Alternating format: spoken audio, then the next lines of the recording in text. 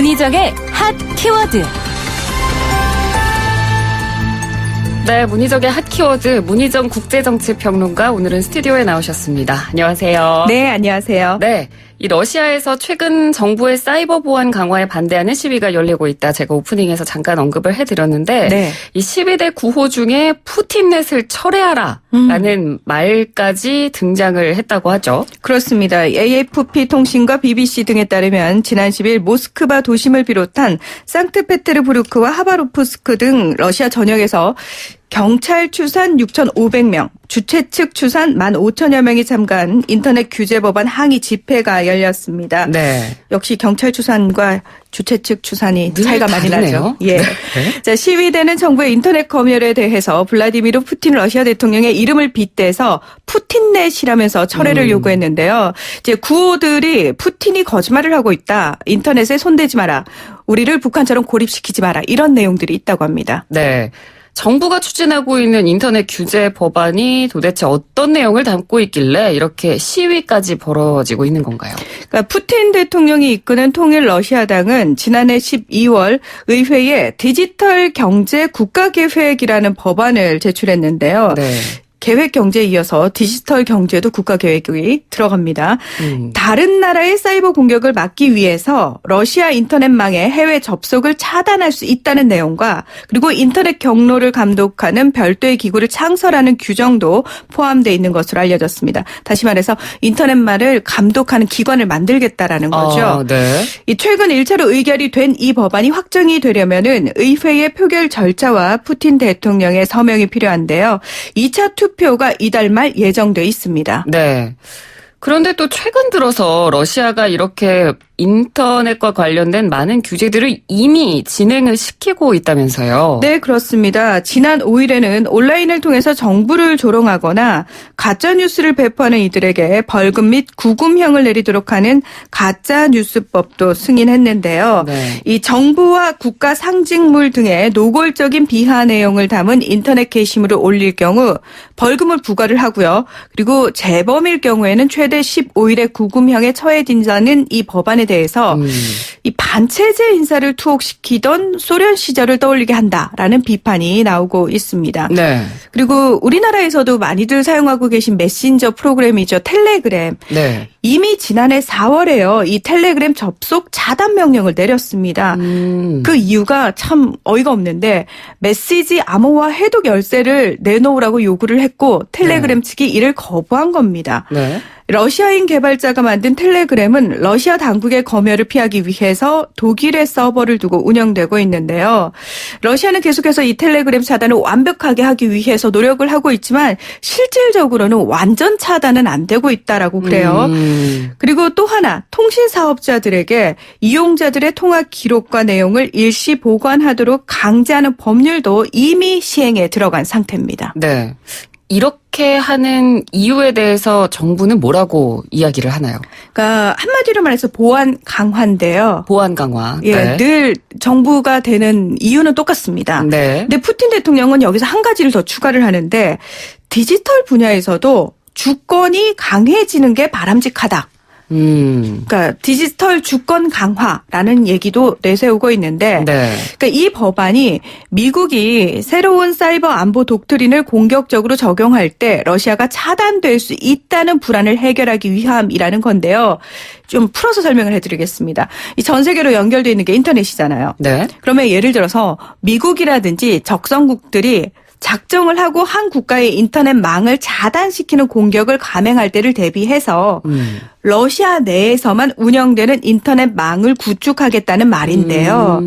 그래서 시위 참가자들은 이거 이렇게 되면은 인터넷이 되더라도 외부와는 전혀 접속이 안 되는 거잖아요. 그럼 인터넷의 의미가 있나요? 그러니까요. 네. 그래서 이 푸틴이 러시아를 북한처럼 고립시키려고 하고 있다 이렇게 주장을 하는 겁니다. 그러니까 외부의 인터넷은 차단하고 러시아 내부에서만 사용할 수 있는 그렇습니다. 그런 네트워크를 만들겠다는 의미인 거죠? 네, 그래서 새로운 말이 또 나왔어요. 네. 러넷. 그러니까 러시아와 네트워크의 합성어인데요. 그러니까 러시아 당국은 미국이 인터넷 접속을 제재하는 만약의 상황에 대비해서 자체적으로 만든 온라인 접속 시스템인 러넷의 구축 작업을 마치고 현재 시험 단계에 들어선 상태입니다. 네. 러넷이 성공할 경우 러시아 정부가 국제 인터넷 서비스 접근을 완전히 차단할 가능성도 있는데요. 야당에서는 러시아 인터넷에 냉전 시대와 같은 철의 장막을 씌우려는 게 아니냐라는 비판을 쏟아냈는데 이 시민들 입장에서도 결국 인터넷의 중앙 집권화를 통해서 정부가 내부 검열과 통제를 하겠다라는 의도로밖에 읽히지 않는다라고 비판을 하고 있는 겁니다. 네. 이렇게 러시아 정부가 인터넷 통제에 힘을 쏟게 된 특별한 계기가 있습니까? 네, 국외적인 요인과 국내적인 요인으로 나눠 볼 수 있는데요. 네. 자, 먼저 이제 국외적인 요인부터 설명을 드리겠습니다. 미국 사이버 전문가들에 따르면 러시아인들이 사이버 공간에서 자신들은 공격적으로 활동하면서도 미국과 같은 서방 국가들의 잠재적인 공격을 조심하고 있다고 설명했는데요. 이 러시아의 인터넷 관련 움직임이 자신들의 사이버 공격에 대한 미국의 맞대응을 예방하려는 차원이라는 겁니다. 네. 그러니까 실제로 그동안 러시아는 인터넷과 SNS 등을 통해서 유럽과 미국 선거에 개입해 왔다라는 비판 많이 받아왔는데요. 네. 그러니까 자신들이 다른 나라의 사이버 공격을 많이 하는 만큼 자신들 역시 역으로 공격당할 가능성도 있잖아요. 그렇죠. 그렇죠. 자기 기준에서 생각을 하니까 우리가 네. 공격을 많이 하는 만큼 다른 나라도 우리를 공격할 거야. 네. 우린 거기에 대해서 방어막을 세우겠다. 라고 얘기를 하는 겁니다. 그리고 이 내부적으로는요. 지지율이 80%에 달하던 푸틴 대통령이 지난해 6월에 연금을 수령하는 연령 자체를 높여버리게 돼요. 네. 근데 러시아 같은 경우에는 일반적으로 평균 수명 자체가 길지 않거든요. 그런 상황에서 실질적으로 연금을 수령할 수 있는 기간이 짧아지다 보니까 이제 국민들이 많은 반발을 했고 그러면서 푸틴의 지지율이 50에서 60% 수준까지 떨어졌습니다. 네. 근데 뭐 일반적으로 민주국가에서 그래도 대통령의 지지율이 50% 60%면 상당히 높은 편인데 네. 푸틴 같은 경우에는 언론 통제, 인터넷 통제 모든 걸 통제해서 사실 80% 이상의 지지율을 유지하다가 떨어진 거기 때문에 타격이 좀 크겠네요. 네. 그렇습니다. 그래서 인터넷 여론을 푸틴 대통령에게 유리하게 만들기 위한 여러 가지 통제 대책들이 나오게 된 과정 속에서 그 일환으로 이 러넷이라든지 인터넷 통제가 더 강화되는 겁니다. 네. 이 반정부 시위대들도 특히 인터넷과 SNS를 이용하는 젊은 층이 주류를 이루고 있고 또 SNS를 통해서 시위가 확산이 되잖아요. 그렇죠. 예전에 그 아랍의 봄 같은 경우도 SNS가 굉장히 네. 기폭제가 됐거든요. 네네. 그런 부분에 대해서 러시아 정부가 선제적으로 대응을 하고 있다.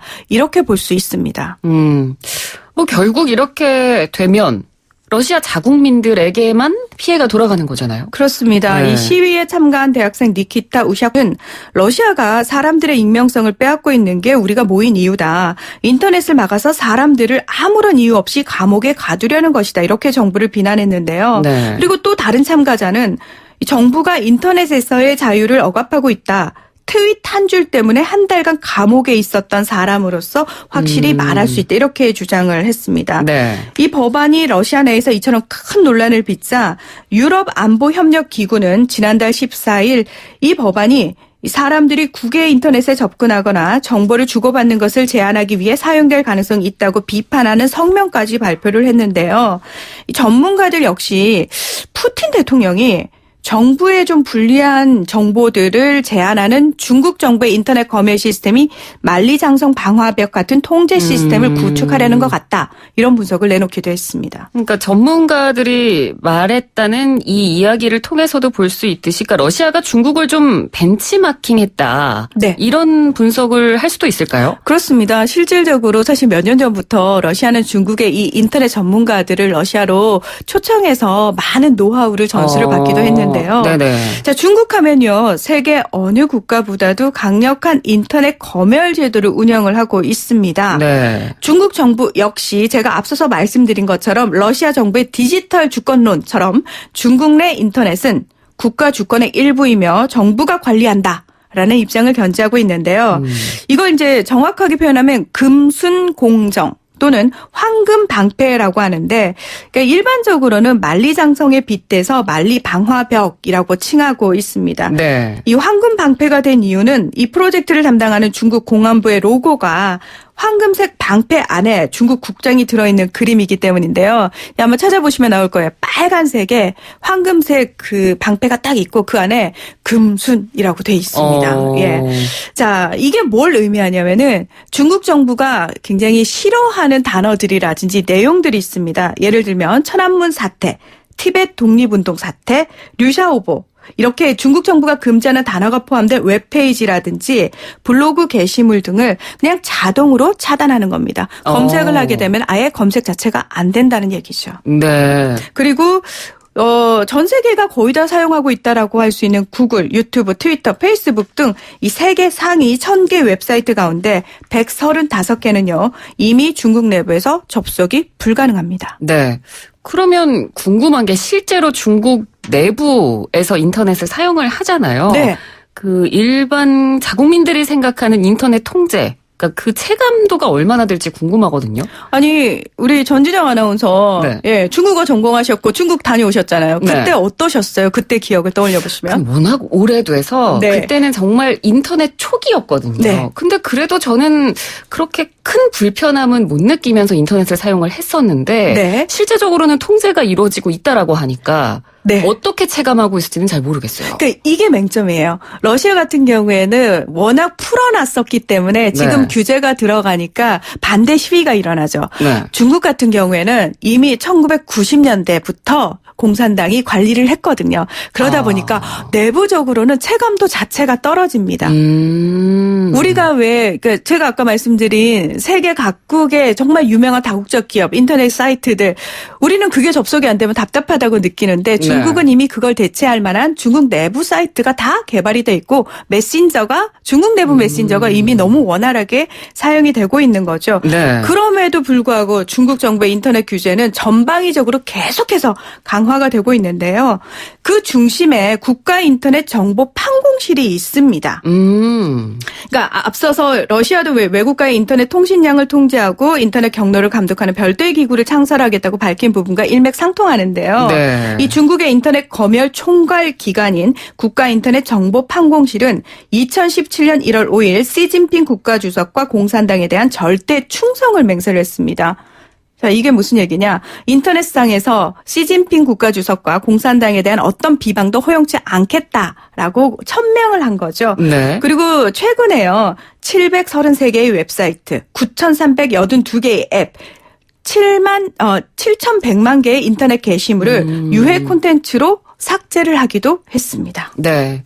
러시아가 이런 중국의 어떤 모습을 롤모델로 삼고 있다고 하니까 이렇게 중국에서 시행하고 있는 말씀해 주신 인터넷 규제들을 대략적으로 살펴보면 네. 앞으로 러시아에서 일어날 일들도 좀 짐작해 볼 수 있을 것 같습니다. 그렇습니다. 네. 오늘 말씀. 네. 네, 오늘 시간이 벌써 이렇게 다 돼서요. 아쉽네요. 네. 늘 짧고 아쉽네요.